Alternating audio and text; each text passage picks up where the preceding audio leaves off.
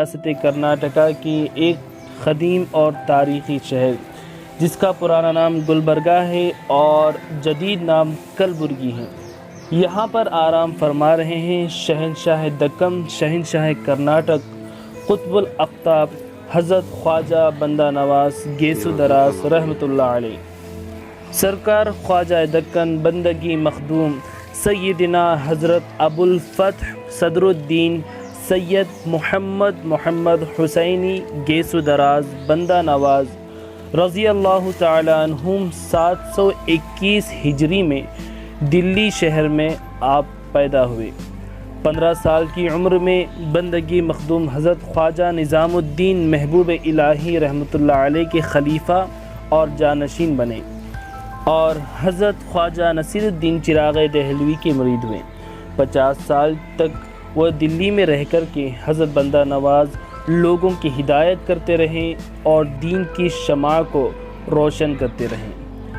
جب حضرت بندہ نواز کی عمر 82 یعنی 82 ایئرس ہوئی تو آپ دلی سے ہجرت فرما گئے اور 801 ہجری میں دلی کو چھوڑ کر کے گجرات سے ہوتے ہوئے 803 ہجری میں گلبرگہ شریف پہنچے۔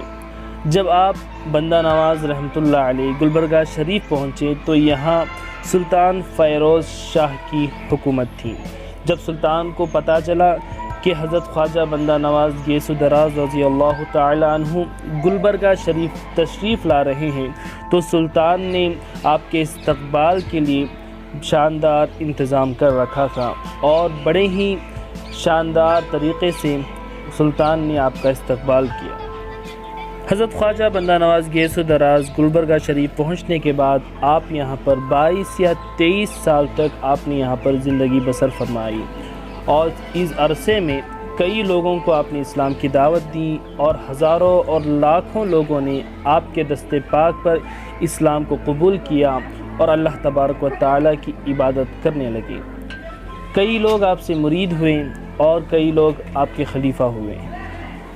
حضرت خواجہ بندہ نواز گیسو دراز جب کسی کو بیعت دیتے تو آپ اپنا دست مبارک مرید ہونے والے کے ہاتھ پر رکھ دیتے اور فرماتے تھے کہ تم نے اس کمزور ضعیف سے اور خواجہ سے، اس کمزور ضعیف کے اور خواجہ اور تمام مشائخ طبقات رضی اللہ تعالی عنہم کے ساتھ عہد یعنی وعدہ کیا ہے کہ نگاہ کی حفاظت کرو گے، زبان کی حفاظت کرو گے اور جادۂ شریعت پر قائم رہو گے۔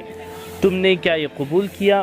جب بندہ نواز اپنے مرید سے یہ وعدے لیتے تو مرید عرض کرتا کہ حضور جی ہاں میں نے یہ تمام وعدے قبول کیے۔ اس کے بعد ارشاد فرماتے کہ الحمدللہ۔ اس کے بعد بندہ نواز سرکار رحمۃ اللہ علیہ اپنے ہاتھ میں قینچی لیتے تھے اور تکبیر کہتے ہوئے اپنے مرید کی داہنی یعنی سیدھی ہاتھ طرف کے کان کے پیچھے جو کان کے قریب جو بال ہوتے اس میں سے تھوڑے سے بال کاٹتے، پھر بائیں جانب کے کان کے قریب کے تھوڑے بال کاٹتے۔ اس کے بعد اپنے مرید کو حکم دیتے کہ جا کر کے نفل نماز ادا کرو۔ اس کے بعد کئی اپنے مرید سے جو ہیں مجاہدے کرواتے اور نمازیں پڑھواتے تھے۔ اس کے بعد کہیں جا کر کے آپ کسی کو اپنا مرید بناتے تھے۔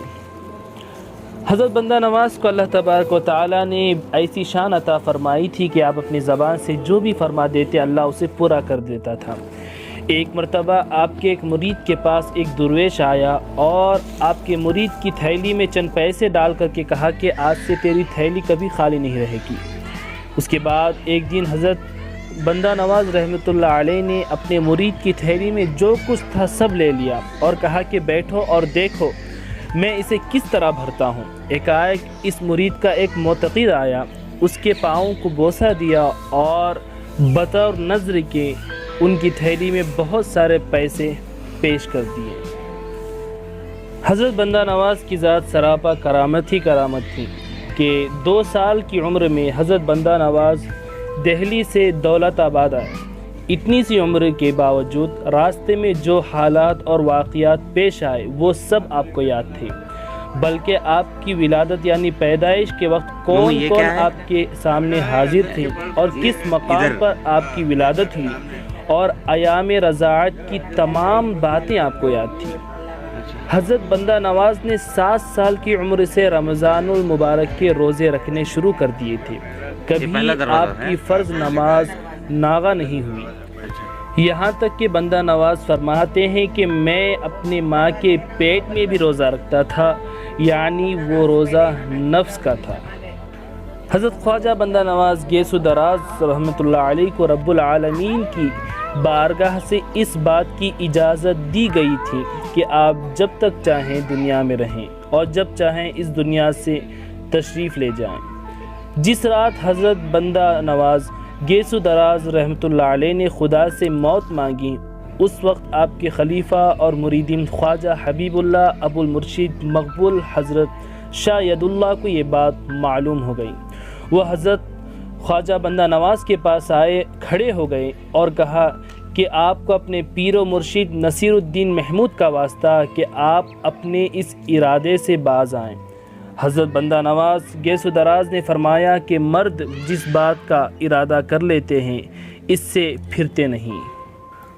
تم لوگ میرے دل کے نزدیک ہو، یہ بات کسی سے نہ کہنا، اسے بس اپنی حد تک ہی رکھنا۔ سرکار بندہ نواز کی کنیت ابو الفتح، لقب صدر الدین گیسو دراز اور مخاطب ولی عقیدت